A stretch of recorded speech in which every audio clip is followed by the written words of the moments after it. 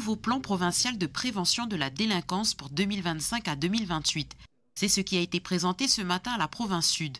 Maires, forces de l'ordre, services de l'enfance et de la jeunesse ont pris connaissance de cette feuille de route regroupant 30 actions réparties en 5 axes de travail. On a un gros travail sur l'alcool. L'alcool, on a une façon de consommer en Nouvelle-Calédonie qui pose des problèmes de violence. J'en ai parlé également, les cambriolages. Et donc là, on travaille sur des réponses très concrètes.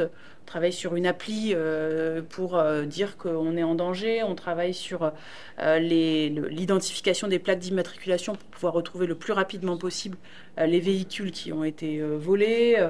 Voilà, on travaille sur des mesures très concrètes en réponse à ça. Ce conseil provincial est l'occasion pour les partenaires de dresser le bilan de la situation, encore très marquée par la crise de mai 2024, et en particulier chez la jeunesse.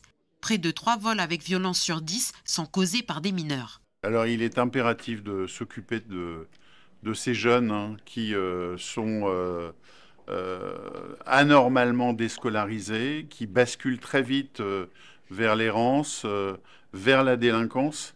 La crise insurrectionnelle a aggravé la situation de ces jeunes. Et avec la province sud, l'idée c'est de relancer les dispositifs de repérage de ces mineurs en errance dans le Grand Nouméa.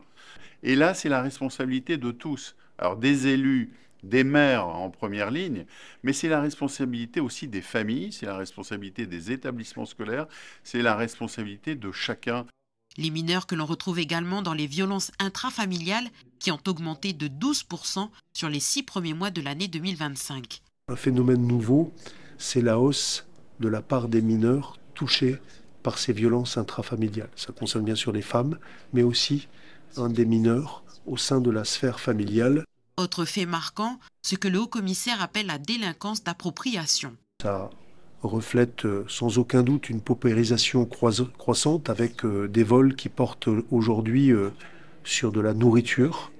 On ne vient plus cambrioler une maison simplement pour voler les bijoux, pour voler le matériel hi-fi, mais aussi pour s'approprier de la nourriture. Autre point soulevé, la hausse des attaques auprès des forces de l'ordre. Les atteintes contre ce qu'on appelle les agents dépositaires de l'autorité publique, au premier rang desquels les policiers et les gendarmes connaissent une hausse préoccupante, c'est plus 100% par rapport à la même période de 2023. Ce sont 110 policiers et gendarmes qui ont malheureusement été blessés dans ce cadre depuis le début de l'année. Violence, vol, cambriolage, incendie volontaire. Selon le Haut-Commissariat, le pays connaît une hausse sensible de ces faits sur les 6 premiers mois de l'année.